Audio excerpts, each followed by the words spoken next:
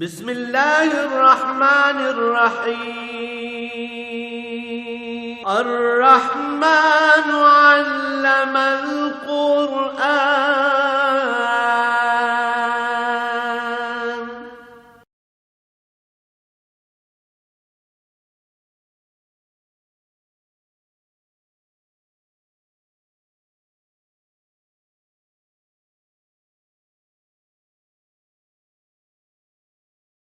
الحمد لله رب العالمين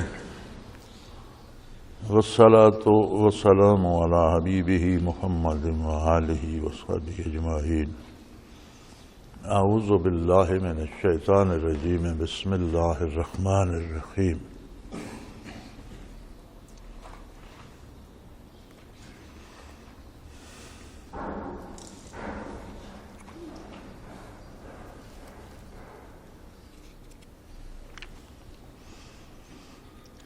وتولى عنهم وقال يا أسفى على يوسف وابيضت عيناه من الحزن فهو كظيم. قالوا تالله تفتأ تذكر يوسف حتى تكون هردا أو تكون من الهالكين. قال إنما أشكو بثي وحزني إلى الله وأعلم من الله ما لا تعلمون. يا بني يذهبوا فتحسسوا من يوسف وأخيه ولا تيأسوا من روح الله إنه لا ييأس من روح الله إلا القوم الكافرون. فلما دخلوا عليه قالوا يا أيها العزيز مسنا وأهلنا الضر وجئنا ببضاعة مزجاة فأوف لنا الكيل وتصدق علينا إن الله يجزي المتصدقين. قال هل علمتم ما فعلتم بيوسف وأخيه إذ أنتم جاهلون. قالوا أئنك لأنت يوسف. قال أنا يوسف هذا أخي قد من الله علينا إنه من يتقي ويصبر فإن الله لا يضيع أجر المحسنين. قالوا تالله لقد آثرك الله علينا وإن كنا لخاطئين. قال لا تثريب عليكم اليوم يغفر الله لكم وهو أرحم الراحمين. اذهبوا بقميصي هذا فألقوه على وجه أبي يأت بصيرا وأتوني بأهلكم أجمعين. اللهم سبحانك لا علم لنا إلا ما علمتنا إنك أنت العليم الحكيم. مولاي صل وسلم دائما أبدا على حبيبك خير الخلق كلهم.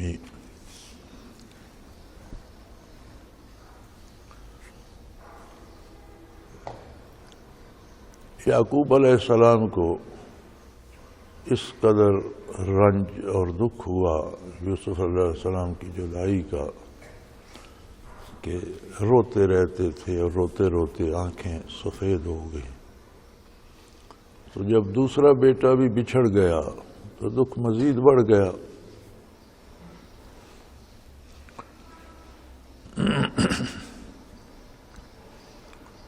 تو جب انہوں نے سرد آہ کھینچی اور کہا کہ یوسف تو کہاں ہے، اور روتے روتے آنکھیں سفید ہو گئیں، تو بیٹے کہنے لگے قالوا تاللہ تفتأ تذکر یوسف حتی تکون حردا او تکون من الہالکین. کہنے لگے ایک عرصہ بیت گیا، مدت بیت گئی، 35-40 سال گزر گئے، آپ نے اس بات کو چھوڑا نہیں ہے، آپ کو اس پہ صبر نہیں آیا، آپ اس کو بھولے نہیں ہیں. اور اگر یہی حال رہا تو یہ دکھ جو ہے آپ کا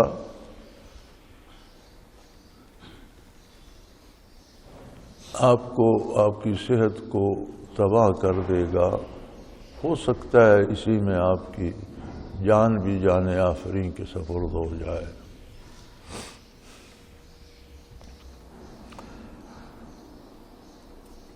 محبت کا ایک انوکھا اور نرالا انداز ہے کہ حضرت یعقوب علیہ السلام کو حضرت یوسف علیہ السلام سے اتنی محبت تھی کہ اتنا عرصہ گزر جانے کے باوجود ان کا زخم ویسا ہی تازے کا تازہ تھا. مفسرین نے یہاں ایک سوال لکھا ہے کہ کیا انبیاء کو اللہ کے علاوہ بھی کسی سے اتنی محبت ہو سکتی ہے؟ اہل اللہ کو تو صرف اللہ سے محبت ہوتی ہے، اور انبیاء سب سے اعلیٰ درجے پہ فائز ہوتے ہیں، درجہ نبوت پہ فائز ہوتے ہیں، تو کیا اللہ کے سوا کسی سے اتنی محبت کرتے ہیں؟ تو فرماتے ہیں کہ انبیاء علیہم السلام انسان ہوتے ہیں، اور تمام انسانی خصوصیات انبیاء میں بھی موجود ہوتی ہیں۔ محبت اس نظام عالم کو قائم رکھنے کے لیے ایک از حد ضروری جذبہ ہے۔ انسان چیزوں سے بھی محبت کرتا ہے، عہدوں سے محبت کرتا ہے، اپنوں سے محبت کرتا ہے، والدین سے محبت کرتا ہے، اولاد سے محبت کرتا ہے، دوستوں سے محبت کرتا ہے۔ لیکن قانون یہ ہے، اگر یہ محبت نہ ہو تو نظام عالم قائم نہیں رہ سکتا۔ ماں کو محبت نہ ہو تو بچے کی پرورش نہیں ہو سکتی، باپ کو محبت نہ ہو تو اولاد کو پال نہیں سکتا۔ بہت کم ایسے ہوتے ہیں واقعات جہاں والد کو محبت نہیں ہوتی تو بچے رل جاتے ہیں، ذلیل ہو جاتے ہیں۔ جہاں لوگوں کو والدین سے محبت نہیں ہوتی تو ان کا بڑھاپا خراب ہو جاتا ہے۔ کام جو آپ کرتے ہیں اگر اس سے آپ کو محبت نہیں ہے تو صحیح نہیں ہوتا۔ تو ایک نظام عالم کو قائم رکھنے کا از حد ضروری جذبہ ہے جس سے نظام عالم قائم ہے، اور اللہ نے ہر ایک کو عطا فرمایا ہے۔ لیکن مومنین کی شان یہ ہوتی ہے، انبیاء اس سے بہت بلند و بالا ہوتے ہیں کہ والذین آمنوا اشد حبا للہ۔ یہ دوسری محبتیں منع نہیں ہیں، لیکن یہ اتنی شدید نہ ہو کہ اللہ کی محبت پہ غالب آ جائے۔ سب محبتوں پہ اللہ کی محبت غالب ہونی چاہیے۔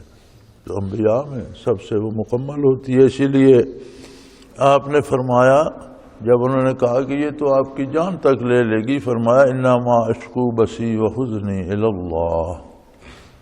میں اگر شکوہ کرتا ہوں یا درخواست کرتا ہوں یا تذکرہ کرتا ہوں اپنے دکھ کا تو اپنے اللہ سے کرتا ہوں، کسی انسان سے نہیں کرتا، تمہارے ساتھ نہیں کرتا، کسی اور سے نہیں کرتا۔ میرا دکھ میں اپنے اللہ سے بیان کرتا ہوں، اور جو میں جانتا ہوں وہ تم نہیں جانتے۔ اگر مجھے بھی تمہاری طرح یہ بات ہوتی میرے دل میں کہ یوسف علیہ السلام مر گئے، قصہ ختم ہو گیا، تو شاید میں بھی بھول جاتا، لیکن میں جانتا ہوں کہ انہیں حکومت و سلطنت بھی ملے گی، علم تعبیر کے ماہر بھی ہوں گے، نبوت بھی عطا ہوگی۔ وہ وقت کب آئے گا، وہ اب کس حال میں ہیں، اب ان پر کیا بیت رہی ہے، یہ میرے علم میں نہیں ہے، اس لیے مجھے اس کا دکھ ہوتا ہے۔ نبی کریم صلی اللہ علیہ وسلم کے جب صاحبزادہ ابراہیم کا وصال ہوا تو آپ کی گود مبارک میں تھے اور اشقائے مبارک گر رہے تھے نیچے۔ عرض کیا گیا یا رسول اللہ آپ رو رہے ہیں؟ تو فرمایا یہ محبت فطری ہے، یہ باپ کی بیٹے سے محبت ہے، یہ فطری چیز ہے۔ تو آپ نے فرمایا بھائی میں تو اپنے اللہ سے اپنی گزارشات پیش کرتا ہوں، اور اللہ نے مجھے وہ باتیں بتا دی ہیں جو تم نہیں جانتے۔ پھر فرمانے لگے یا بنی یذهبوا فتحسسوا من یوسف واخیہ، کہ میرے بچوں جاؤ اور وہیں یوسف اور اس کے بھائی کو تلاش کرو۔ کیا پتہ ممکن ہے جس سلطان کی تم تعریف کر رہے ہو کہ یوسف ہی نہ ہو، یہ بھی تو ہو سکتا ہے۔ اللہ نے اسے بھی تو سلطنت دینے کا وعدہ فرمایا، اور اس کے بھائی کو بھی۔ وَلَا تَيَأْسَوْا مِن رَوْحِ اللَّهِ، اور اللہ کی رحمت سے نا امید نہیں ہونا چاہیے، نا امید نہ ہو جاؤ۔ اللہ قادر ہے اور وہ جو چاہے کر سکتا ہے، اس لیے کہ اللہ کی رحمت سے صرف کافر نا امید ہوتا ہے، مومن نا امید نہیں ہوتا۔ چنانچہ انہوں نے پھر تیاری کر لی، کارواں بنایا۔ گھر میں سرمایہ تو تھا نہیں، پہلی دفعہ تو یوسف علیہ السلام نے لوٹا دیا، وہی دوبارہ لے گئے تو وہ وہاں جمع ہو گیا۔ اب مزید سرمایہ نہیں تھا، زیورات تک تو لے گئے تھے، تو باقی بچا کیا لے کے جائیں؟ جو گھر میں استعمال کی چیزیں تھیں، برتن وغیرہ، یہ وہ کچھ چیزیں جمع کی اور کاٹ کباڑ اکٹھا کر کے فلما دخلوا علیہ قالوا یا ایھا العزیز مسنا واہلنا الضر وجئنا ببضاعۃ مزجاۃ فاوف لنا الکیل وتصدق علینا ان اللہ یجزی المتصدقین۔ اس رب کریم کی قدرت ہے، جس بھائی کو چند دراہم میں فروخت کر دیا تھا اور بڑے خوش ہوئے تھے کہ ہمیں 2 درہم مل گئے ہیں، اب اسی بھائی کے سامنے کھڑے ہیں اور کہنے لگے اے عزیز مصر، ہم پر تو بڑی مصیبت پڑی، قید سالی کی وجہ سے گھر میں بچا کچھ نہیں، ہمیں اور ہمارے خاندان کو بہت تکلیف پہنچی۔ وجئنا ببضاعۃ مزجاۃ، اور ہم یہ ایسا سرمایہ لائے جس میں کوئی سکہ تو ہے نہیں۔ ببضاعۃ مزجاۃ، مزجاۃ اس چیز کو کہتے ہیں جو سکہ نہ ہو، بازار میں چلنے والا کوئی نوٹ یا کوئی سکہ یا روپیہ پیسہ نہ ہو، بلکہ دوسری چیزیں اس کے بدلے میں دی جائیں، جیسے گھر کا سامان ہے یا برتن ہے یا یہ وہ۔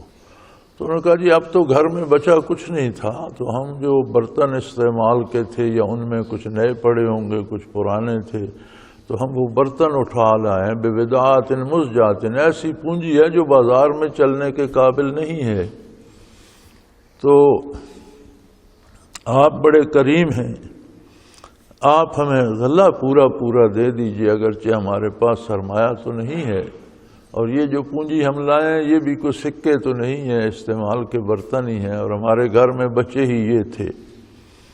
وتصدق علینا، آپ ہم پر صدقہ کیجئے، خیرات دیجئے، مہربانی کیجئے۔ اللہ قادر ہے کہ کل کا حال کیا تھا، آج ان سے صدقہ اور خیرات طلب کر رہے ہیں۔ تو فرمایا ان اللہ یجزی المتصدقین، بے شک اللہ خیرات کرنے والوں کو اور تصدق کرنے والوں کو، دوسروں کی مدد اللہ کی رضا کے لیے کرنے والوں کو بہترین معاوضہ عطا فرماتا ہے اور بہترین بدلہ دیتا ہے۔ اب وقت آ گیا تھا کہ یوسف علیہ السلام دینی اعتبار سے بھی اور دنیاوی اعتبار سے بھی اپنے عروج کے کمال پر تھے، اور برادران یوسف علیہ السلام اپنی عاجزی اور نیاز مندی کی بھی آخری حد تک چلے گئے تھے کہ ان کے سامنے دست بستہ کھڑے تھے اور خیرات اور صدقہ طلب کر رہے تھے۔ اللہ کریم کو منظور تھا کہ اب یہ بھید کھول دیا جائے۔ تو یوسف علیہ السلام نے فرمایا قال هل علمتم ما فعلتم بيوسف واخيه اذ انتم جاهلون، فرمایا آج تو تم بڑے عاجز اور بڑے نیاز مند اور بڑے شریف اور بڑے اطاعت گزار اور کہتے ہو ہم خاندان نبوت کے افراد ہیں، فرزند ہیں یعقوب علیہ السلام کے، لیکن وہ وقت تمہیں یاد ہے جب یوسف اور اس کے بھائی سے دشمنی کرتے تھے، اور پھر جو حشر تم نے یوسف علیہ السلام کا کیا وہ یاد ہے؟ ما فعلتم بیوسف، تم نے یوسف کے ساتھ کیا نہیں کیا، کتنا ظلم کیا، کتنی زیادتی کی، جب تم نادان تھے، جب تمہیں احساس نہیں تھا کہ ہم اس وقت تمہارا یہ احساس کہاں گیا تھا کہ ہم خاندان نبوت کے افراد ہیں، ہم ایک نبی کے بیٹے ہیں، ہمیں ایک نبی کے پوتے ہیں، ایک نبی کے پڑ پوتے ہیں، ہمیں ایسا نہیں کرنا چاہیے۔ اس وقت تو تم سب کچھ بھول بھال گئے تھے، جاہل بنے ہوئے تھے، تمہیں کچھ بھی یاد نہیں تھا۔ تو وہ بڑے حیران ہوئے کہ یہ واقعہ یوسف علیہ السلام یا تو ان بھائیوں کو 10 بھائیوں کو پتہ تھا، یا یوسف علیہ السلام کو یا اللہ بہتر جاننے والا ہے، اور کسی انسان کے علم میں تو تھا نہیں۔ تو وہ بڑے حیران ہوئے کہ یہ عزیز مصر اور یوسف کا واقعہ تو یہ ہمیں کہاں یاد دلا رہا ہے۔ پھر ان کی وہ گھنٹی بجی کہ وہ جو ان کا خواب تھا اور جس پر ہم چڑ گئے تھے اور ہم نے کوشش کی تھی کہ انہیں مار دیا جائے، تو کہیں وہ سچ ہو گیا ہو اور یہی یوسف تو نہیں ہے۔ کہنے لگے قالوا انک لانت یوسف، کہنے لگے کہیں آپ ہی یوسف تو نہیں ہے۔ وہ ساری بات آئی نا پھر ذہن میں، اور پھر جب انہوں نے یہ فرمایا تو پھر آنکھ اٹھا کر بھی دیکھا تو خد و خال بھی دیکھے، رخ انور بھی دیکھا، تو کہنے لگے لگتا ہے آپ ہی یوسف ہیں۔ قالوا انک لانت یوسف، کہنے لگے کیا آپ یوسف علیہ السلام ہیں؟ قال انا یوسف، ہاں میں یوسف ہوں۔ تو منہ کھلے کے کھلے رہ گئے کہ اللہ قادر ہے۔ ہر تخریب تباہی کا خیمہ نہیں ہوتی، بعض تخریب ایسی ہوتی ہے جو تعمیر کا پیش خیمہ بن جاتی ہے۔ ہر مصیبت مصیبت ہی نہیں ہوتی، بعض مصائب ایسی ہوتی ہیں جو ترقی درجات کا سبب بن جاتی ہیں۔ ہر فرد کے ساتھ اس کی شان، اس کی ذات اور اس کے مطابق معاملہ کیا جاتا ہے۔ اللہ کے بندوں پر اگر مصیبتیں آتی ہیں تو ترقی درجات کا سبب بن جاتی ہے۔ ایک عام گناہگار مسلمان پر اگر مصیبت آتی ہے تو تلافی معافات کا سبب بن جاتی ہے۔ چلو تو کچھ گناہ جھڑ جاتے ہیں، کچھ خطائیں معاف ہو جاتی ہیں۔ نبی کریم صلی اللہ علیہ وسلم نے فرمایا کہ مومن کے پاؤں میں کانٹا بھی چبھے تو بے شمار کئی گناہ اس کے عوض اللہ معاف فرما دیتا۔ جن کا تعلق اللہ سے نہیں ہوتا ان پر جو مصیبت آتی ہے وہ تو اور سزا کی ہوتی ہے اور انہیں اس کا دکھ ہوتا ہے۔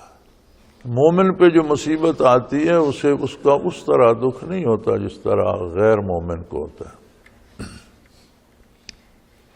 کیونکہ کافر پہ جو مصیبت آتی ہے از قسم عقوبات ہوتی ہے، یعنی سزا کا ایک حصہ ہوتی ہے، اور وہ صرف جسمانی تکلیف نہیں دیتی بلکہ اس کے دل میں بھی بھانبڑ دہکتے ہیں اور وہ اندر باہر ظاہر باطن دونوں طرح سے پریشان ہوتا ہے۔ کافر کی مصیبت از قسم عقوبات ہوتی ہے، مومن کی تلافی معافات ہوتی ہے، اور انبیاء، صلحاء اور اہل اللہ کی ترقی درجات کا سبب بنتی ہے۔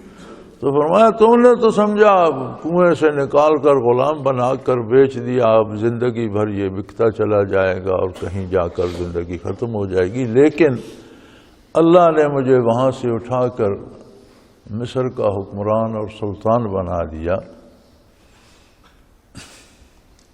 قد من اللہ علینا، مجھ پر، میرے بھائی پر، ہم سب پر اللہ نے بہت بڑا احسان کیا۔ یہی خاصہ ہوتا ہے اللہ کے بندوں کا اور اللہ سے دوری والے بندوں کا، یہ دو الگ الگ ہوتے ہیں۔ اہل اللہ پہ اگر تکالیف بھی آئیں تو وہ اس نتیجے کو یاد رکھتے ہیں جو ان تکالیف کے بدلے بطور انعام انہیں عطا ہوتا ہے، اور دوسرے بندے پہ تکلیف آئے جو اللہ سے آشنا نہ ہو تو وہ شکوے تکلیف کی جب ذکر کرے گا تو تکلیف کا کرے گا، دکھ بیان کرے گا۔ تو یہ فرق ہوتا ہے۔ اب کتنے، یعنی انہوں نے 40-42 بلکہ لگو بگ نصف صدی بیت گئی، کتنے دکھ جھیلے، والد گرامی سے جدا ہوئے، کنویں میں پھینکے گئے، غلام بنائے گئے، جیل بھیجے گئے بے قصور، کتنی تکلیفیں اٹھائیں، لیکن وہ ساری کا تذکرہ نہیں فرماتے۔ وہ فرماتے ہیں قد من اللہ علینا، اللہ نے مجھ پر بہت احسانات کی، کہاں کہاں سے کس کس طرح مجھے کہاں لایا اور کہاں پہنچا دیا۔ انہ من یتقی و یصبر، یقیناً جس کا رشتہ دل کا رشتہ اللہ سے ہو، یتقی جو اس بات سے زندگی بھر ڈرتا رہے کہ یہ کام کرنے سے کہیں اللہ کریم خفا نہ ہو جائے۔ تقویٰ ایک باطنی اور قلبی رشتہ ہے۔ ظاہراً ہمیں یہ چیزیں ہم دنیا میں بھی برتتے ہیں، ہمیں بعض لوگوں سے تعلق ہوتا ہے، بھائیوں سے ہوتا ہے، دوستوں سے ہوتا ہے۔ کوئی فیصلہ کرتے وقت ہم یہ کہتے ہیں کہ بھئی نہیں، میں اس سے پوچھ لوں، اگر میں یہ فیصلہ کروں تو کہیں وہ تم برا نہیں مانے گا۔ بلکہ یہ آج کل جو یہ ووٹوں کی بنی ہوئی ہے چالاکی، یہ سارا ہیرا پھیری ہے۔ تو اس ہیرا پھیری میں ووٹ دینے کے لیے بھی لوگ، کوئی ان کا بھائی باہر کسی ملک میں بیٹھا ہے تو اس سے بھی کہتے ہیں یار اسے فون کریں گے، اس سے پوچھیں گے، پھر فیصلہ کریں۔ ایک تعلق ہوتا ہے کہ کہیں میری اس بات کو وہ برا نہ منائے۔ یہ تعلق اگر اللہ کریم سے ہو جائے کہ میں جو کچھ بولنے لگا ہوں، جو کچھ میں کرنے لگا، کہیں اللہ کریم اس سے ناراض تو نہیں ہوں گے، تو اسے تقویٰ کہتے ہیں۔ تو فرمایا جو تقویٰ اختیار کرتا ہے اور صبر اختیار کرتا ہے، صبر ہوتا ہے اللہ کی اطاعت پہ اپنے آپ کو پابند کر لینا۔ فإن اللہ لا یضیع اجر المحسنین، ایسے لوگ خلوص دل سے کام کرنے والے ہوتے ہیں اور اللہ ایسے لوگوں کا معاوضہ اور اجر ضائع نہیں فرماتا، انہیں ان کے کام سے کئی گنا بڑھ کر زیادہ، کروڑوں گنا زیادہ اجر عطا فرماتا ہے۔ تب وہ کہنے لگے قالوا تاللہ لقد آثرک اللہ علینا، کہنے لگے اللہ کی قسم، یقیناً اللہ نے آپ کو ہم پر بہت بڑی فضیلت بخشی، اللہ نے آپ پر بہت احسان فرمایا۔ اس بات کا اللہ ہی گواہ ہے، ہم بالکل سچ کہہ رہے ہیں، دل سے کہہ رہے ہیں، اللہ کی قسم۔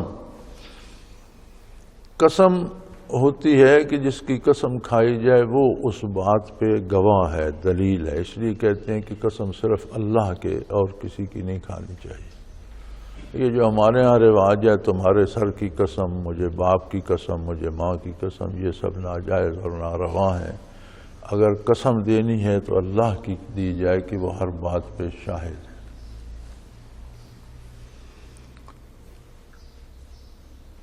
قالوا تاللہ لقد آثرک اللہ علینا، اللہ کی قسم یقیناً اللہ نے ہم پر آپ کو بہت سربلند سرفراز فرمایا ہے۔ وَإِن كُنَّا لَخَاطِئِينَ، اور ہم اقبال کرتے ہیں کہ ہم نے غلط کیا تھا، برائی کی تھی، خطا کی تھی، ہم اپنی خطا کا اقرار کرتے ہیں۔ آپ کے پاس سلطنت ہے، حکومت ہے، بادشاہت ہے، اختیار ہے، ہم مجبور و بے بس آپ کی عدالت میں کھڑے ہیں، ہم اپنے جرم کا اقرار کرتے ہیں۔ آج بھی آپ جو چاہیں سزا دیں، جو چاہیں ہمارے ساتھ سلوک کریں، ہمیں بات ساری سمجھ آ گئی، جو کچھ ہم نے کیا، جو ہم نے سوچا وہ غلط تھا، جو اللہ نے آپ کو خواب دکھلایا تھا وہ سچا تھا، وہ آج پورا ہو گیا۔ آپ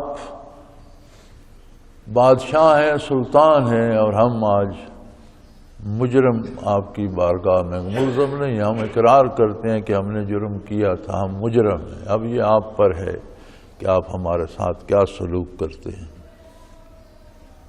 انہوں نے فرمایا قال لا تثریب علیکم اليوم، انہوں نے فرمایا آج تمہارا کوئی مواخذہ نہیں ہوگا، آج تمہیں کوئی سزا نہیں دی جائے، سب معاف کرتا، چونکہ زیادتی میرے ساتھ تم نے کی تھی، میرا اختیار ہے، اللہ نے مجھے اختیار دیا اور میں تمہیں معاف کرتا ہوں، آج تم سے کوئی حساب نہیں لیا جائے۔ اہل مکہ نے 13 برس نبی کریم صلی اللہ علیہ وسلم کو جو ان کے بس میں تھی وہ تکلیف پہنچائی، جو بھی وہ پہنچا سکتے تھے، آپ کے صحابہ کو تکلیف دی، بعض شہید ہو گئے، بعض کو مارا پیٹا گیا، حضور اکرم صلی اللہ علیہ وسلم کے ساتھ بے شمار بے پناہ زیادتیاں کی گئیں، لیکن جب مکہ مکرمہ فتح ہو گیا تو فاتح جو ہوتا تھا شاعر یا قوم کو فتح کرتا تھا تو وہ قوم ساری اس کی غلام تصور ہوتی تھی، قیدی بن جاتی تھی، سارا شہر غلام ہو گیا۔ آپ صلی اللہ علیہ وسلم بیت اللہ شریف کے سامنے کھڑے ہو گئے اور آپ نے پوچھا کہ مکہ والو تمہیں یاد ہے تم نے میرے ساتھ کیا کیا زیادتی نہیں کی، آج تم مفتوح ہو، اللہ نے مجھے فاتح بنایا ہے، تمہارا کیا خیال ہے آج تمہارے ساتھ کیا سلوک کیا جائے؟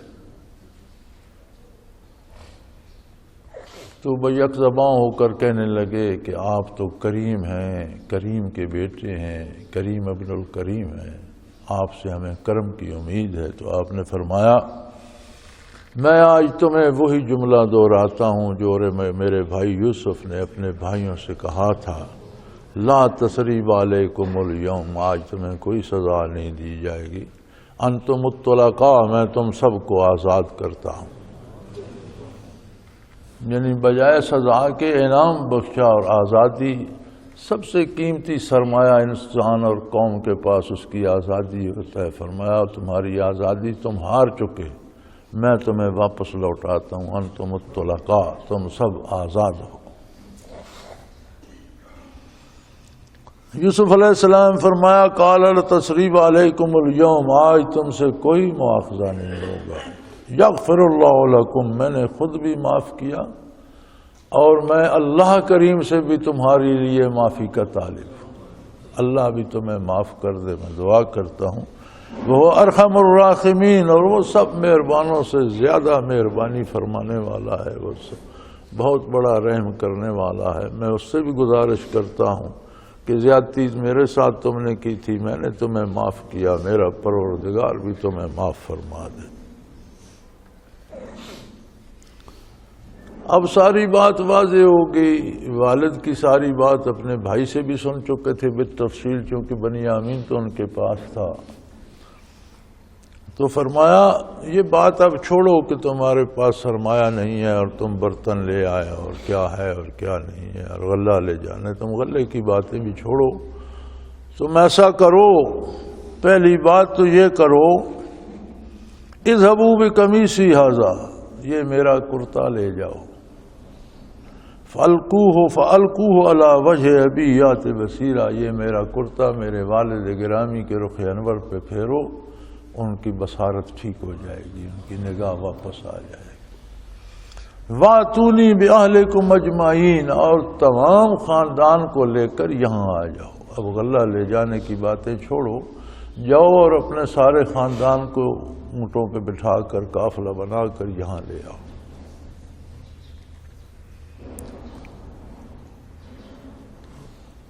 تو مفسرین کرام لکھتے ہیں کہ بزرگوں کی استعمال شدہ چیزوں میں برکت ہوتی ہے من جانب اللہ، اور یہ تبرکات ہوتے ہیں، لیکن اس برکت کو اللہ کی طرف سے سمجھنا چاہیے اور یہ جاننا چاہیے کہ یہ بھی اللہ کے مقرب بندے تھے، اللہ نے ان پہ رحم فرمایا، اور جو تجلیات باری ان کے وجود پہ آتی تھیں اس نے ان کے وجود کے ساتھ لگنے والی چیزوں کو بھی مبارک کر دیا ہے۔ تو تبرکات میں برکت ہوتی ہے، لیکن انہیں اللہ کا شریک نہیں بنا لینا چاہیے کہ انہیں سامنے رکھ کر سجدے کرنے شروع کر دو اور انہیں چومنا شروع کر دو، اور وہ نہیں کرنا چاہیے۔ ہاں، برکت حاصل کرنی چاہیے۔ تو فرمایا میرا یہ کرتا لے جاؤ۔ جب بھائیوں نے کہا کہ بھیڑیا کھا گیا، تب کرتے نے کہا کہ نہیں۔ جب زلیخا نے الزام لگایا تب بھی کرتا گواہ بنا، اور تیسری مرتبہ یعقوب علیہ السلام کی آنکھوں کے مرض سے شفا کا کام یوسف علیہ السلام کے کرتے نے کیا۔ ادھر عجیب بات ہے، انبیاء کے علوم بے پناہ ہوتے ہیں، بے حد و بے حساب ہوتے ہیں، لیکن جو بات اللہ اپنی حکمت سے پوشیدہ رکھنا چاہتا ہے وہ نہیں جان سکتے۔ بے پناہ علوم تھے، اللہ کے نبی تھے یعقوب علیہ السلام، لیکن جدائی سے لے کر آج تک انہیں یوسف علیہ السلام کی کوئی خبر سن گر نہیں تھی۔ یہ پتہ تھا کہ زندہ ہیں، وہ اس خواب کو، وہ تو خواب بھی الہی تھا، کہ آپ کو حکومت و سلطنت بھی ملے گی، نبوت بھی ملے گی، تو یہ یقین تھا کہ زندہ کہاں ہیں، کس حال میں تھے، پتہ نہیں تھا۔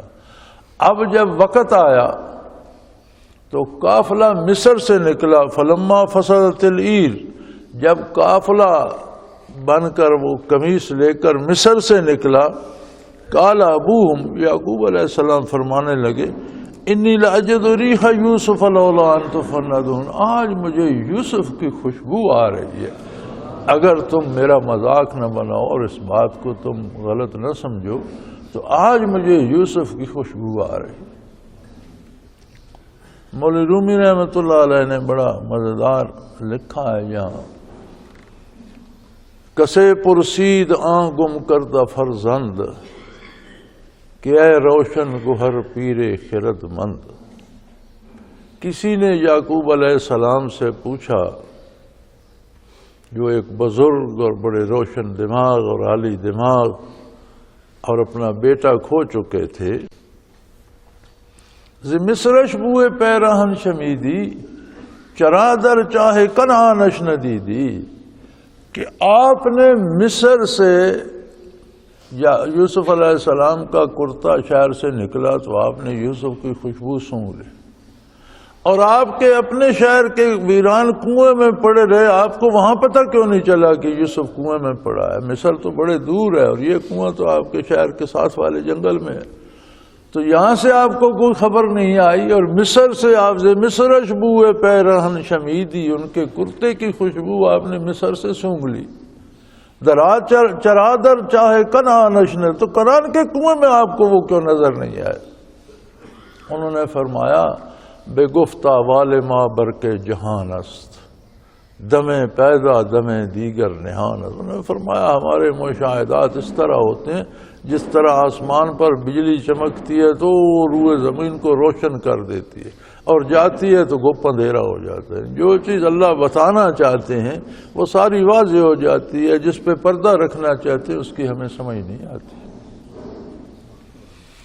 گہے برتار میں اعلیٰ نشینم، کبھی تو اللہ کے عرشوں سے اوپر عالم امر تک ہماری زد میں ہوتا ہے، ہم دیکھ رہے ہوتے ہیں۔ گہے پر پشت پائے خود نبی نے، اور کوئی وقت ایسا آتا ہے کہ ہمیں اپنے پاؤں کی پشت بھی نظر نہیں آتی جو ہر ایک کے سامنے ہوتی ہے، وہ بھی ہماری نظر سے گم ہو جاتی ہے۔ تو یہ اعلام من اللہ ہوتا ہے، جو چیز وہ بتانا چاہتا ہے وہ واضح ہو جاتی ہے، جو نہیں بتانا چاہتا اس کی سمجھ نہیں آتی۔ گویا علم غیب اللہ کریم کا خاصہ ہے،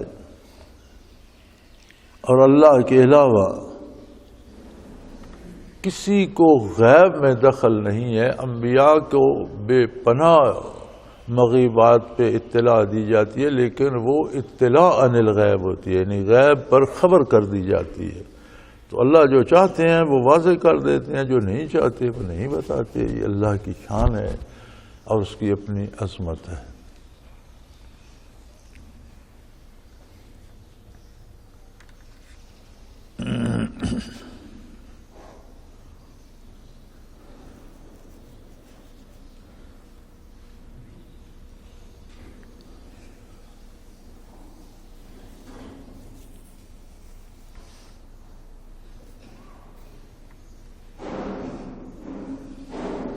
قالو تاللہ انک لفی ضلالک القدیم، تو بیٹے کہنے لگے جب انہوں نے کہا کہ آج مجھے یوسف کی خوشبو آ رہی ہے، تو جو لوگ پاس تھے وہ کہنے لگے کہ آپ کو یوسف علیہ السلام کے اس پرانے خیال نے نہیں چھوڑا، یہ آپ کے دل میں ویسے ہی تازہ ہے۔ لیکن جب قافلہ پہنچا، فلما ان جاء البشیر، جب قافلہ اور وہ خوشخبری دینے والا شخص جس کے پاس قمیض تھی جب وہ پہنچا، القا علی وجہہ فرتد بصیرا، تو انہوں نے وہ قمیض یعقوب علیہ السلام کے رخ انور پہ ڈالی، ان کی آنکھیں بحال ہو گئی، درست ہو گئی۔ تو انہوں نے فرمایا، قال الم اقل لکم، میں تمہیں کہتا نہیں تھا، تمہیں یاد نہیں ہے، انی اعلم من اللہ ما لا تعلمون، کہ میں اللہ کی طرف سے وہ باتیں جانتا ہوں جو تم نہیں جانتے۔ مجھے یہ علم تھا کہ میرا بیٹا سلطان ہوگا، میرا بیٹا اللہ کا نبی ہوگا، میرا بیٹا حکمران ہوگا، لیکن درمیان میں کیا ہو رہا ہے یہ مجھے علم نہیں تھا، جس کا مجھے دکھ ہوتا۔ تب بھائیوں نے دست بستہ ان سے بھی عرض کی، قالوا یا ابانا استغفر لنا ذنوبنا انا کنا خاطئین، ابا جی ہم نے غلطی کی تھی، ہم نے قصور کیا تھا، ہم نے بہت بڑا جرم کیا تھا، استغفر لنا ذنوبنا، آپ ہمارا گناہ معاف کر دیجیے، ہم آپ کے بھی گناہ گار ہیں، یوسف علیہ السلام کے بھی گناہ گار ہیں، آپ ہماری خطا معاف کر دیجیے، ہم نے بہت بڑی خطا کی تھی۔ فرمایا سوف استغفر لکم ربی، میں بہت جلد تم سے اپنے پروردگار سے بھی تمہارے لیے معافی چاہوں گا۔ یوسف علیہ السلام نے فوراً فرما دیا لا تثریب علیکم الیوم، جاؤ کوئی تم سے مواخذہ نہیں ہوگا۔ یعقوب علیہ السلام نے یہ نہیں کہا، انہوں نے فرمایا دیکھو میں بہت جلد کرتا ہوں، میں اللہ سے بھی معافی چاہوں گا۔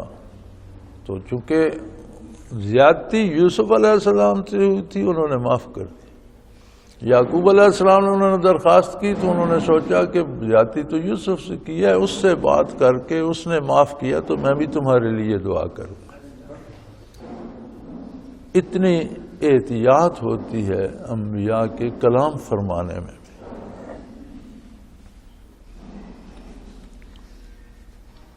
فلما دخلوا علی یوسف آویٰ الیہ ابویہ وقال ادخلوا مصر انشاءاللہ آمنین، چنانچہ وہ خوشی خوشی ہفتوں کا سفر دنوں میں طے کرتے ہوئے گھر پہنچے، اور اس تمام اہل خانہ کا چھوڑو یہ کچے مکان اور یہ کچے برتن چھوڑو اور سب لوگ تیار ہو جاؤ۔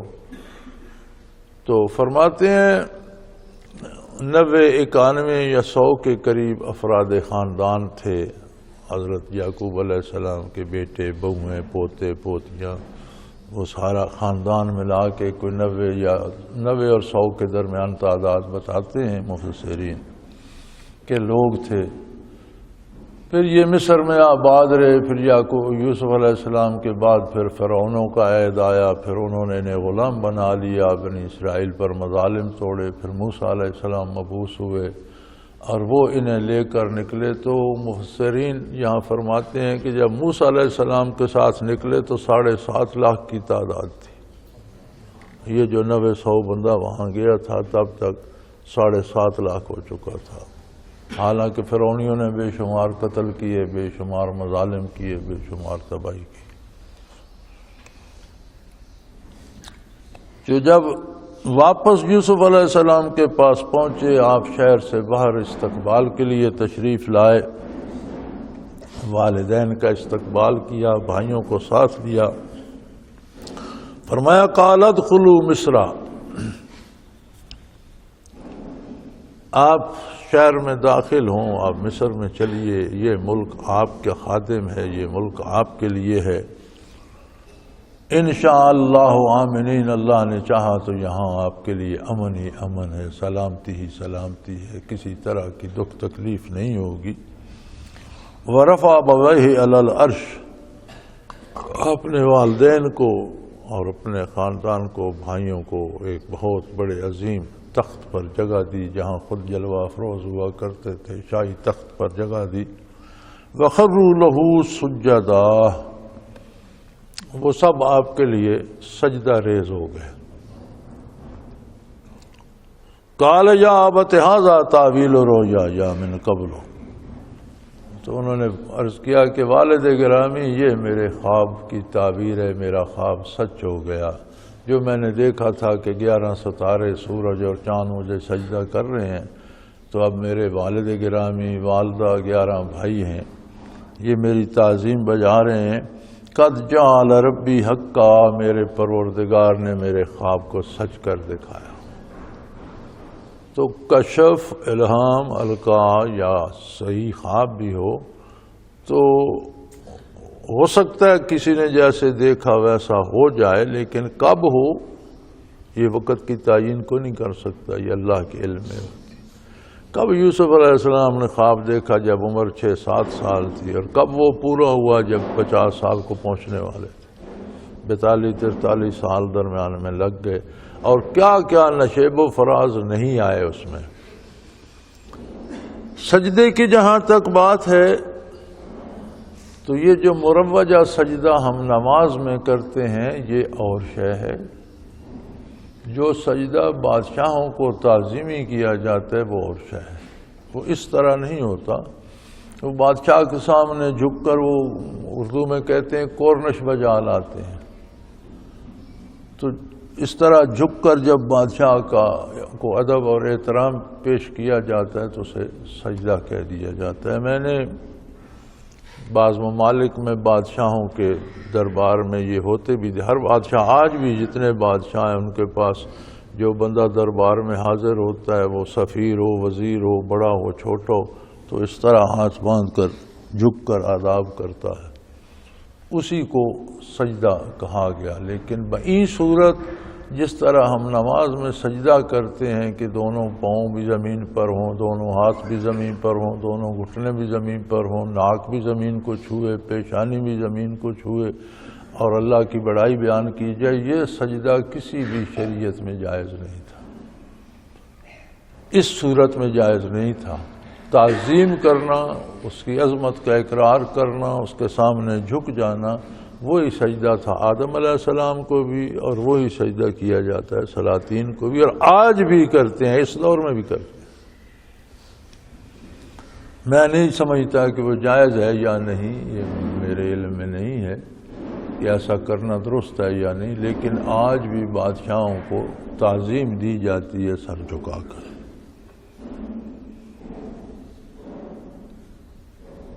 تو فرمایا قد احسن بی اذ اخرجنی من السجن وجاءکم من البدو. اب دیکھو اللہ کے بندوں کا عجیب حال ہوتا ہے. یوسف علیہ السلام اللہ کے نبی ہیں, احسان گنتے جا رہے ہیں, کسی دکھ کا ذکر نہیں فرماتے.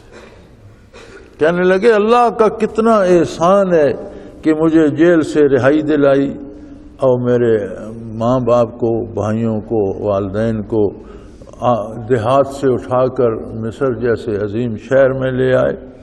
اس کے بعد ان زغ الشیطان بینی و بین اخوتی, اس کے بعد بھی کہ شیطان نے میرے اور میرے بھائیوں کے درمیان کتنا فساد ڈالا اور کتنے ہمیں دور تک پہنچا دیا, لیکن اللہ نے کرم فرمایا کہ وہ ساری تلخیاں بھول کر پھر میرے بھائی میرے ساتھ لگ گئے اور ہم ایک جان ہو گئے, اور میرے بھائیوں کو بھی میرے والدین کو بھی دیہات سے اٹھا کر اس عظیم شہر میں لے آیا.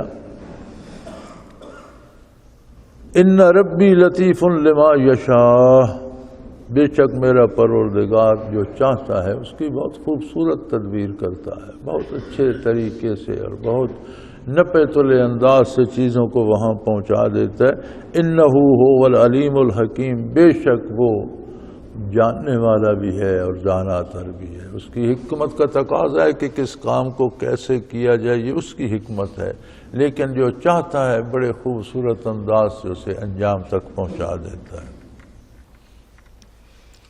پھر براہ راست اللہ کریم سے مخاطب ہو کر عرض کرتے ہیں رب قد آتیتنی من الملک, اے اللہ تیرا احسان ہے, تو نے مجھے سلطنت اور ملک کی حکومت عطا فرمائی. اس کا مطلب ہے کہ نیک لوگوں کے پاس اقتدار و اختیار ہونا منع نہیں ہے.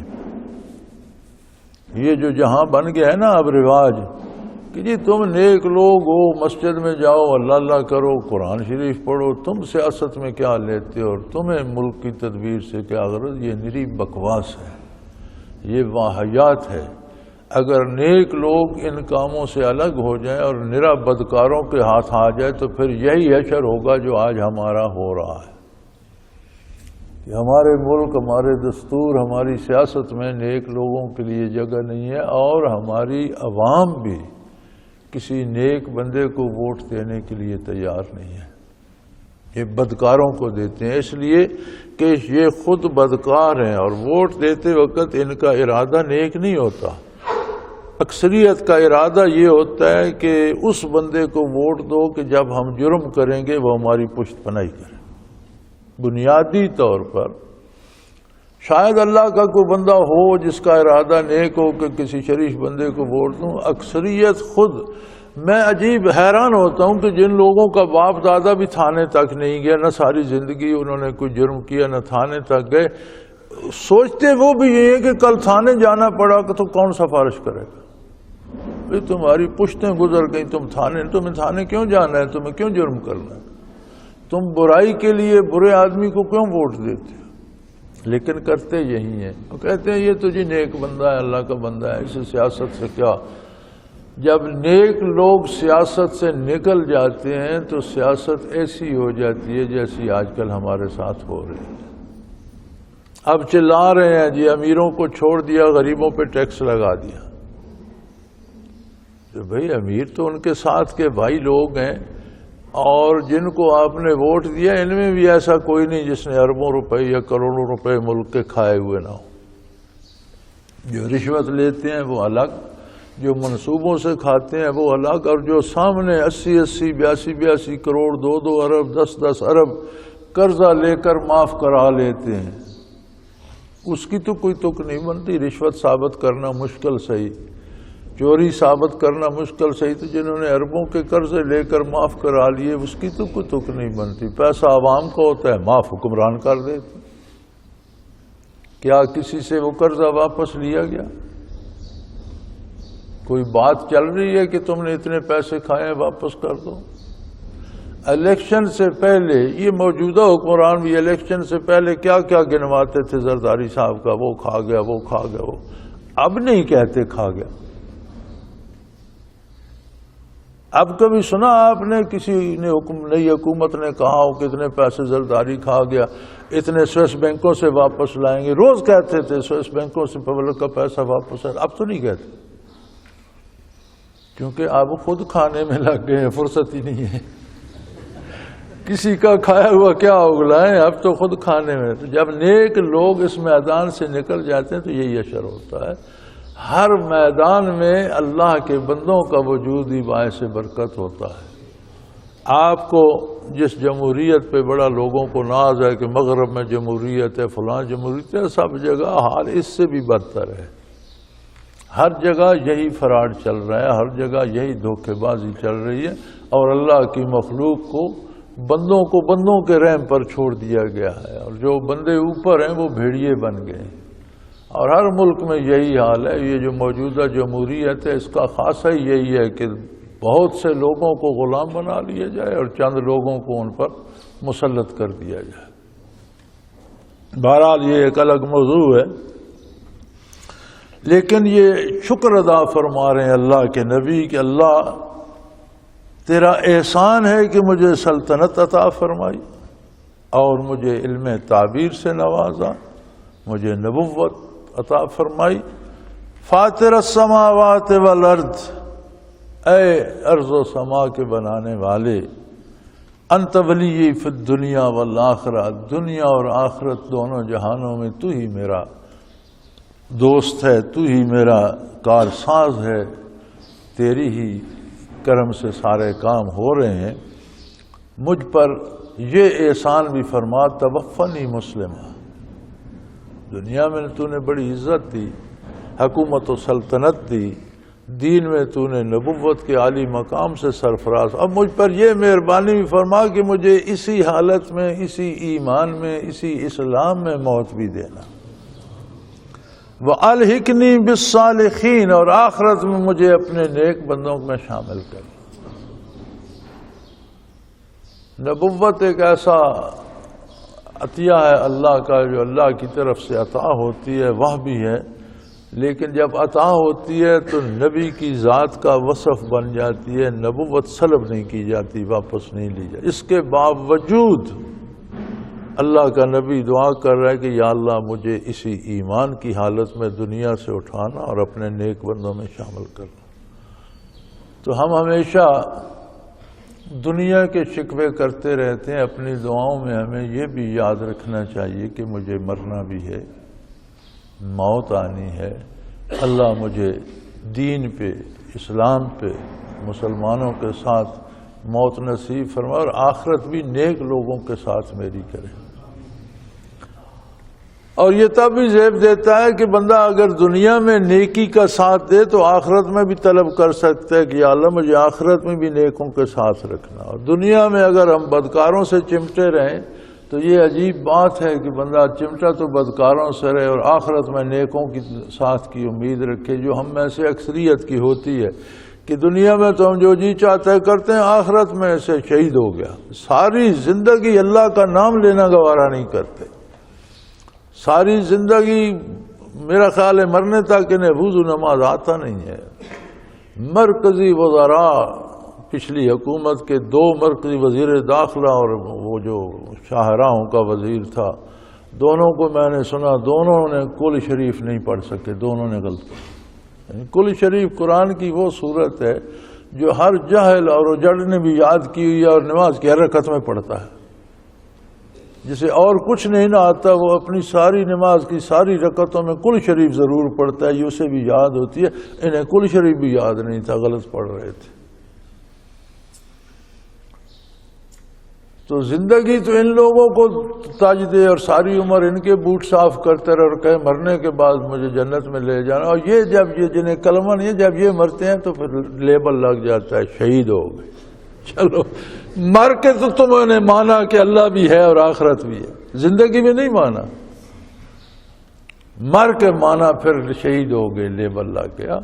لیبل لگانے سے بات نہیں بنتی، زندگی میں شہید ہونا چاہیے، اپنی خواہشات کو شہید کرنا چاہیے جو اللہ کے حکم کے خلاف ہوں، اپنے نفس کے ان مطالبات کو شہید کر پھر خود کو بھی شہادت نصیب ہو جاتی ہے۔ تو فرمایا اللہ کریم مجھے دنیا سے اسلام کی حالت میں اٹھانا اور اپنے نیک بندوں میں شامل فرمانا۔ فرمایا ذالک من انباء الغیب نوحیہ الیک، اے میرے محبوب یہ غیب کی باتیں ہیں، یہ کوئی نہیں جانتا تھا، صدیاں بیت چکی ہیں، یوسف علیہ السلام کو گزرے، مفصل قصہ کہیں بیان نہیں ہوا، جو کتابیں ان پر نازل ہوئی انہوں نے ان میں تخریب کر دی، کمی بیشی کر دی، تو جو بات تھی بھی وہ بھی انہوں نے گھٹا بڑھا دی، اور کچھ جزیات تھیں جو ان کے پاس ہیں، اور یہ باتیں دنیا سے پوشیدہ ہو چکی تھیں، عالم غیب میں تھیں، ہم نے بذریعہ وحی آپ کو بتلا دی، علم غیب وحی کے ذریعے آپ کو عطا فرما دیا، یہ مغیبات تھے ان پر ہم نے آپ کو آگاہ فرمایا۔ وما كنت لديهم إذ أجمعوا أمرهم وهم يمكرون، جب یعقوب علیہ السلام کے بیٹے مشورے کر رہے تھے اور وہ تدبیریں کر رہے تھے یوسف علیہ السلام کو قتل کرنی، تو آپ تو وہاں موجود نہیں تھے، یہ چیزیں تو بہت پہلے بیت چکی۔ وما أكثر الناس ولو حرصت بمؤمنين، آپ تو چاہتے ہیں کہ دنیا ساری مسلمان ہو جائے، لیکن ایسا کیسے ہو سکتا ہے؟ لوگوں کے پاس اختیار ہے، آپ کے چاہنے سے تو میرے حبیب نہیں ہوں گے، چونکہ حضور کی خواہش تو یہ ہوتی تھی کہ میری بعثت کے بعد کوئی جہنم میں نہ جائے، اور آج بھی حضور یہی چاہتے ہیں، آج بھی نبوت حضور کی ہے، آج بھی آپ کی تمنا تو یہی ہے کہ لوگ میرے دامن سے وابستہ ہوں۔ اب یہ لوگوں پر ہے کہ وہ کس کے دامن سے جا چمٹتے ہیں، کیونکہ اختیار دیا ہے اللہ نے، کون سا راستہ اختیار کرنا چاہتے ہو۔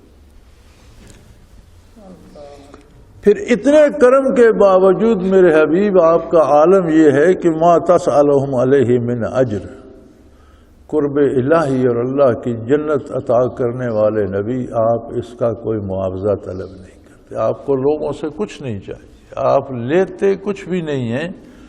ان وَإِلَّا ذِكْرٌ لِلْعَالَمِينَ، جو کچھ آپ فرماتے ہیں یہ تو پورے جہانوں کے لیے نصیحت ہے، خیر خواہی ہے، بھلائی ہے، سب پر کرم ہے۔ وَكَأَيٍّ مِّنْ آيَاتٍ فِي السَّمَاوَاتِ وَالْأَرْضِ يَمُرُّونَ عَلَيْهَا وَهُمْ عَنْهَا مُعْرِضُونَ، اور صرف یہ نہیں کہ آپ نے یہ قصہ سنا دیا تو یہ ایک آپ کا معجزہ ہے، اللہ کی کائنات میں کتنے عجائبات ہیں، آسمانوں میں، زمینوں میں، یمرون علیہا، جن کو روزمرہ دیکھتے ہیں، جن پر سے گزرتے ہیں۔ سائنسدانوں نے کتنی تحقیقات کی، ستارے سیارے کھنگال مارے، چاند پر مشینیں پہنچ گئیں، وہاں جا رہے ہیں، یہاں جا رہے ہیں، سورج میں یہ ہو رہا ہے، وہ ہو رہا ہے، یہ سب کچھ کھنگالتے ہیں، لیکن یہ کیوں نہیں دیکھتے اس سارے کو بنانے والا چلانے والا کون؟ یعنی انہیں مختلف نظام نظر آتے ہیں، مختلف باریکیاں نظر آتی ہیں، تو ان نظاموں کو بنانے والا چلانے والا انہیں نظر نہیں آتا۔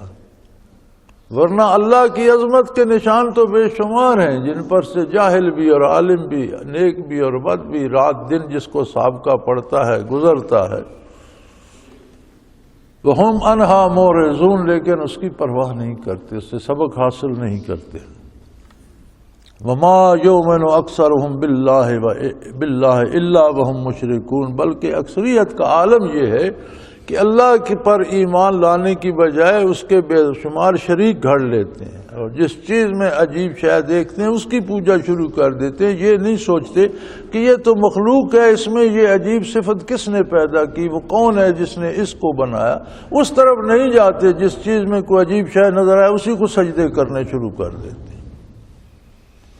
أَفَآمَنُوا أَن تَأْتِيَهُمْ غَاشِيَةٌ مِّنْ عَذَابِ اللَّهِ وَتَأْتِيَهُمُ السَّاعَةُ بَغْتَةً وَهُمْ لَا يَشْعُرُونَ، کیا یہ لوگ اس انتظار میں ہیں کہ اچانک اللہ کا عذاب آ جائے یا اچانک قیامت قائم ہو جائے تو پھر یہ مانیں گے؟ پھر ماننے کی فرصت کب ہو؟ اللہ کا عذاب آ جائے گا تو تباہ کر دے گا، پھر تو توبہ کی فرصت نہیں۔ قیامت قائم ہو جائے گی تو عمل کا معاملہ ختم ہو جائے گا، پھر تو جزا کا دور شروع ہو جائے گا، پھر مانا تو کیا مانا۔ قُلْ هَٰذِهِ سَبِيلِي أَدْعُو إِلَى اللَّهِ عَلَىٰ بَصِيرَةٍ أَنَا وَمَنِ اتَّبَعَنِي وَسُبْحَانَ اللَّهِ وَمَا أَنَا مِنَ الْمُشْرِكِينَ، فرما دیجئے یہ میرا راستہ ہے، یعنی اسلام ہر اعتبار سے صحیح ترین راستہ ہے۔ آپ دنیاوی اعتبار سے دیکھیں، تاریخی اعتبار سے دیکھیں، آپ منزل من اللہ کتابوں سے دیکھیں، آپ عقلی دلائل سے تجزیہ کر لیں، تو شریعت کا ہر حکم متوازن، معتدل اور عین وقت کی ضرورت کے مطابق موضوع ہے، اس میں کوئی غلطی نہیں ہے۔ ہاذہ سبیلی، یہ میرا راستہ ہے، ادعو الی اللہ، جتنے احکام، جتنے کام کرنے کے طریقے اسلام میں شریعت کے مطابق، دوستی دشمنی کا طریقہ، جنگ صلح کا طریقہ، خرید و فروخت کا طریقہ، سیاست کا طریقہ، نکاح طلاق کا طریقہ، والدین اولاد سے سلوک کا طریقہ، جتنے شرعی احکام ہیں ان کا منتہائے نظر یہ ہوتا ہے کہ بندے کو اللہ سے ملا۔ ایک وہ جو کام کر رہا ہے وہ بھی سلیقے سے ہو، بہت خوبصورت انداز میں ہو، وہ بھی ٹھیک ہو، اور اس کے نتیجے میں وصال الہی جو ہے وہ مفت میں مل جائے۔ ادعو الی اللہ۔ اب اگر اسلام کے نام پر کوئی بدعتیں شروع کر دے، بدعت کیا ہے؟ بدعت کا لفظی معنی ہے نیا کام شروع کرنا۔ کوئی ایسا کام جس کی اصل حضور کی ارشادات میں یا صحابہ یا سلف صالحین سے کوئی اثر نہ ملتا ہو کہ یہ کرنا بھی ثواب ہے، وہ کوئی کام ہو۔ اس زمانے میں چائے نہیں تھی، اب ہم ضرور پیتے ہیں، لیکن اگر کوئی یہ عقیدہ رکھے کہ چائے پینے سے 2 نفلوں کا ثواب ملتا ہے تو بدعت بن جائے گی۔ ہم چائے پیتے ہیں، مباح ہے، حلال چیزوں سے بناتے ہیں، مباحات میں ہے، اس دور میں نہیں تھی، اس دور میں یہ کھانے نہیں تھے جو اب ہم کھاتے ہیں، یہ مباحات میں سے اجازت ہے۔ لیکن اب اگر ہم کہیں جی کڑھائی گوشت کھانا جو ہے یہ ایک عمرے کا ثواب ہے تو یہ بدعت بن جائے، یعنی کسی ایسے کام پر جس کی اصل عہد نبوی میں نہ ہو، جس کا حکم حضور نے نہ دیا ہو، جس کو آپ نے پسند نہ کیا ہو، جس کی کوئی دلیل سلف صالحین سے نہ ملتی ہو، اسے ثواب کہنے سے وہ بدعت بن جاتی، مباح کہنے سے نہیں، جائز کہنے سے نہیں، ثواب کہنے سے۔ تو اب ہم کتنی باتیں گھڑ چکے ہیں کہ یہ بھی ثواب ہے، یہ بھی ثواب ہے جی، بلکہ یہ حلوے پکاتے، اس رات کو حلوہ پکانا بھی ثواب ہے۔ کیا عہد نبوی میں پکتا تھا؟ یہ رات تو اس عہد میں بھی آتی تھی، خلافت راشدہ میں بھی یہ سارے راتیں آتی تھیں، ان میں حلوے پکتے تھے۔ کہتے ہیں جی ثواب ہے، ثواب کدھر سے آ گیا بھائی؟ کھانے پینا ہے، روز کھاؤ، اس رات میں اتنے نفل پڑھنا ثواب ہے، اگر اس کی اصل شریعت میں ہے تو درست، اگر نہیں ہے تو بدعت ہے۔ تو جو کام دین کا حصہ بنا دیا جائے، جس پر ثواب عذاب کا عقیدہ رکھا جائے اور اس کی اصل نہ، وہ بدعت ہوتی ہے۔ آپ فرماتے ہیں حاذہ سبیلی، میرا راستہ بالکل سیدھا اور واضح، ادعو الی اللہ، میرے راستے کا ہر کام بندے کو واصل باللہ کرتا ہے، راستے میں کہیں نہیں روکتا۔ بدعتیں راستے میں روک دیتی ہیں، خرافات راستے میں روک دیتی ہیں، اور کفر اور شرک تو خیر ہے ہی گمراہی، وہ تو الٹا چلنے کا نام ہے۔ اور پھر الا بصیرہ انا ومن اتبعنی، میں بھی اور جو میرے پیروکار ہیں، ہم اندھادھند حکم نہیں دیتے۔ الا بصیرۃ، انسانی شعور اور صالح مزاج اور عقل کا تقاضا بھی یہی ہے جو اسلام حکم دیتا ہے، عین عقل سلیم کے مطابق ہے۔ الا بصیرت، دنیاوی اعتبار سے بھی اخری اعتبار سے بھی ہر لحاظ سے موزوں تر ہے۔ تو پتہ چلا کہ جو لوگ اس موزوں ترین راستے کو چھوڑ کر درمیان میں رواجات پہ چل پڑتے ہیں، وہ آپ کے راستے پر نہیں ہیں۔ آپ صلی اللہ علیہ وسلم کا راستہ سیدھا تک اور اللہ علیہ واصل باللہ کرنے والا ہے، کہیں چھوٹے چھوٹے سٹیشنوں پہ نہیں رکتا۔ وسبحان اللہ وما انا من المشرکین، اور جو لوگ خرافات کرتے ہیں ان سے اللہ پاک ہے۔ جو لوگ بدعات اور خرافات اور رسومات میں کھو جاتے ہیں، اللہ اس سے بلند تر ہے، اور میں ہرگز شرک کرنے والوں میں سے نہیں، یعنی کوئی بھی جو اللہ کے ساتھ کسی کو شریک، اس کا میرے ساتھ کوئی تعلق نہیں۔ وما ارسلنا من قبلک الا رجالا نوحی الیہم من اہل القری، یہ کہتے ہیں کہ آپ ہمارے ساتھ چلتے پھرتے ہیں، شہر میں رہتے ہیں، آپ کی بیوی بچے ہیں، آپ کھاتے پیتے ہیں، آپ سوتے جاگتے ہیں، تو ذرا ان سے پوچھو جو پہلے انبیاء آئے تھے کیا وہ انسان نہیں تھے؟ وما ارسلنا من قبلک الا رجالا نوحی الیہم، پہلے بھی تو مرد ہی تھے جن پر ہم نے وحی کی۔ تو یہاں یہ بھی واضح ہو گیا کہ آدم علیہ السلام سے لے کر حضور اکرم صلی اللہ علیہ وسلم تک کسی عورت پر نبوت نہیں آئی، کسی عورت کو نبی نہیں بنایا گیا، کیونکہ یہاں قرآن نے کہہ دیا وما ارسلنا من قبلک الا رجالا، ہم سے پہلے جتنے نبی آپ صلی اللہ علیہ وسلم سے پہلے ہم نے بھیجے وہ مرد تھے۔ یہ بھی پتہ چل گیا کہ حضور کے بعد کوئی نبی نہیں ہوگا۔ تکمیل نبوت، اگر بعد میں کوئی نبی آنے والا ہوتا تو اللہ فرماتا آپ کے بعد جو آئے گا وہ بھی مرد ہوگا، انسان ہوگا، بعد کی بات نہیں ہے، بات پہلے پہلے ختم ہو گئی۔ تو فرمایا وما ارسلنا من قبلک، آپ سے پہلے جتنے نبی ہم نے بھیجے وہ سارے مرد تھے، انسان تھے۔ تو پتہ چلا کہ کوئی عورت نبی نہیں ہوئی، یعنی کام چلانا اور سربراہی کرنا اور فیصلے کرنا یہ خواتین کا کام نہیں ہے، یہ منصب مردوں کا ہے۔ نوحی الیہم، ہم ان پر وحی کرتے تھے، من اہل القری، وہ لوگوں میں مل جل کر رہنے والے لوگ تھے، شہروں میں دیہاتوں میں، عام انسانوں کی طرح۔ اللہ کے نبی اور رسول بھی انسان تھے، عام لوگوں کے ساتھ ہی رہتے تھے۔ افلم یسیروا فی الارض، تو کیا تم لوگوں نے زمین پر پھر کر نہیں دیکھا؟ فینظروا کیف کان عاقبۃ الذین من قبلہم، تم سے پہلے جو قومیں گزری ان کا انجام کیا ہوا؟ روئے زمین پر تاریخی آثار کو دیکھ کر تم اندازہ نہیں لگاتے؟ کتنی ایسی بستیاں جن کا نشان ہی نہیں ملتا، کتنے ایسے محلات تھے جن کے کھنڈر بھی نہیں ملتے، کتنے ایسے محلات ہیں جو ثابت سلامت کھڑے ہیں، لوگوں نے محفوظ کر لیے، لیکن انہیں سیرگاہ اور عجائب گھر بنایا ہوا ہے۔ کہاں گئے وہ شاہی دبدبے، کہاں گئی وہ رونقیں، اور کہاں گئے وہ ہٹو بچوں کے آوازیں، اور کہاں گئی وہ فوجیں اور طاقتیں، اور کہاں گئے وہ مخملی پردے اور غلاف؟ کچھ بھی نہیں ہے، لوگ سیر کرتے پھر رہے ہیں۔ کتنے ایسے ہیں جن کے محلات کے کھنڈر گواہی دے رہے ہیں کہ یہاں کوئی شاہی محل تھا، یہاں شاہی قلعہ تھا۔ تو تمہیں اس کی سمجھ نہیں آتی، اگلوں کا انجام نہیں دیکھتے۔ فینظروا کیف کان عاقبۃ الذین من قبلہم، تم سے پہلے جو تھے جنہوں نے انبیاء کے ساتھ مقابلے کیے اور اپنی طاقت کے گھمنڈ میں گمراہی کی طرف گئے، تباہ ہو گئے۔ وَلَدَارُ الْآخِرَةِ خَيْرٌ لِلَّذِينَ اتَّقَوْا فَلَا تَعْقِلُونَ، اور تم میں اتنی عقل بھی نہیں ہے، تم نہیں سمجھتے کہ آخرت کا گھر جو ہمیشہ کا گھر ہے، جہاں ہمیشہ ہمیشہ رہنا ہے، وہ صرف اہل تقوی اور نیک لوگوں کے لیے. برائی کر کے تم آخرت نہیں پا سکتے، نیکی ہی سے پاؤ گے، اور نیکی اتباع رسالت کا نام ہے.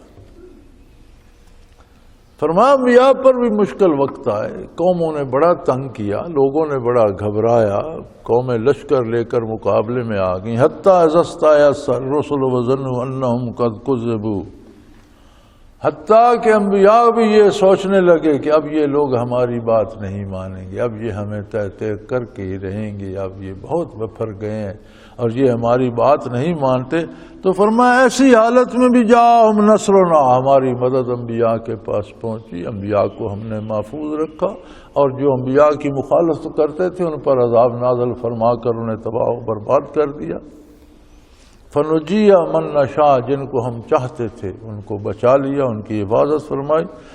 لا يرد باسنا عن القوم المجرمین، اور جو لوگ جرم کرتے ہیں ان سے ہمارے عذاب کو ہٹایا نہیں جا سکتا.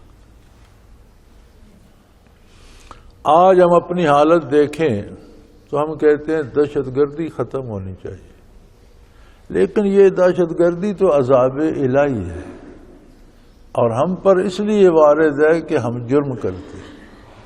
جرم چھوڑنے کی بات کوئی نہیں کرتا. سود کھاتے ہیں سرکاری طور پر، سارا نظام سود، یہ سود کو بند نہیں کرتے، دہشت گردی کو بند کرنا چاہتے. کلب اور کعبہ خانے اور بدکاری کے اڈے اور شراب خوری کے اڈے بند نہیں کرتے، دہشت گردی کو بند کرنا چاہتے ہیں. درخت کو نہیں کاٹتے، کہتے ہیں اس پر پھل نہیں آنا چاہیے. جب درخت بھی ہے، اس کی جڑوں کو پانی بھی دے رہے، اس کی حفاظت بھی کر رہے، تو اس پر پھل بھی تو آئے گا، وہ میٹھا ہے یا کڑوا ہے، کھاؤ.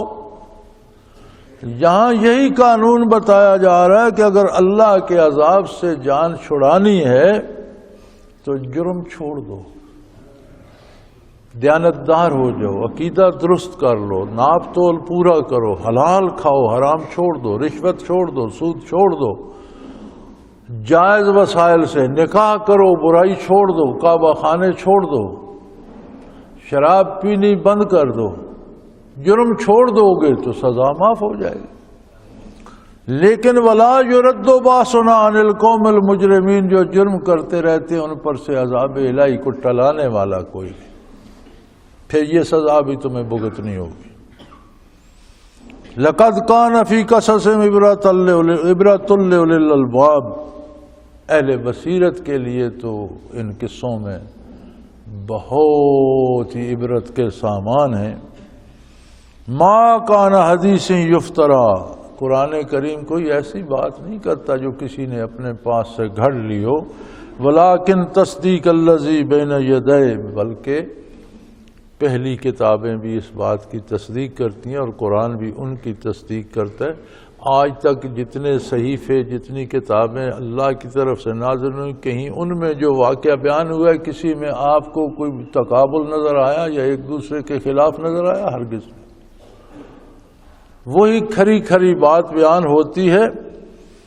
وتفصیل کل شیء، اور زندگی کے تمام امور کو مفصل قرآن بیان کر دیتا ہے.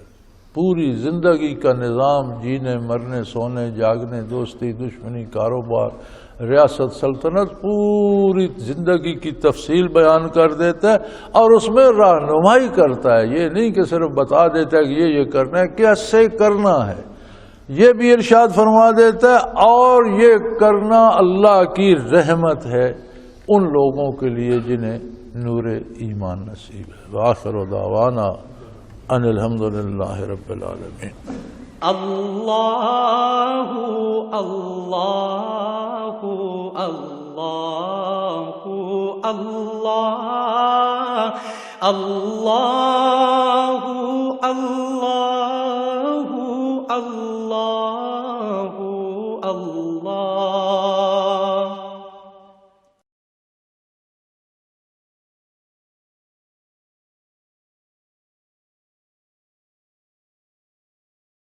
سال سے قرآن و حدیث کے اوپر خطابات کر رہے ہیں اور سلسلہ نقشبندیہ اویسیہ کے مطابق لوگوں کو ذکر الہی کی تربیت دے رہے ہیں۔ وہ قرآن پاک کی تفسیر ترتیب وار بیان کر رہے ہیں۔ تفسیر قرآن کو وہ موجودہ ملکی اور بین الاقوامی حالات کے مطابق بیان کرتے ہیں۔ موٹر وے سے کلر کہار کے انٹرچینج سے نکلتے ہوئے، کلر کہار کی جھیل سے ہوتے ہوئے، میانی، بوچھال اور نور پور سے گزرتے ہوئے دارالعرفان منارہ پہنچ سکتے ہیں۔ حضرت امیر محمد اکرم آوان نے بچیوں اور بچوں کی دینی اور دنیاوی تعلیم کے لیے سقارہ اکیڈمی کے نام سے ایک درسگاہ بھی قائم کی ہے، جس کا افتتاح ملک پاکستان کے صدر جنرل محمد ضیاء الحق نے اپنے دست مبارک سے کیا تھا۔ وہ تمام احباب جو اسلام کی طلب رکھتے ہیں ان سے گزارش ہے کہ دارالعرفان منارہ ضلع چکوال میں امیر محمد اکرم آوان صاحب کے خطابات سے مستفید ہوں۔ وہ ہر جمعے کو نماز سے پہلے بیان فرماتے ہیں۔ ہر ماہ کی پہلی اتوار کو ماہانہ اجتماع ہوتا ہے جس میں آپ خصوصی خطاب فرماتے ہیں اور پاکستان کے چاروں صوبوں سے احباب اس اجتماع میں شرکت کرتے ہیں۔ اس کے علاوہ یہاں سال میں 2 مرکزی اجتماعات بھی ہوتے ہیں، ایک رمضان المبارک میں اعتکاف کا اجتماع اور دوسرا جولائی اور اگست میں 40 دن کا اجتماع ہوتا ہے جس میں روحانی تربیت کی جاتی ہے۔ اپنا خون سیماب دے کر اتنا ہم کر جائیں گے، نام آقا کا چمن میں پھر رقم کر جائیں گے۔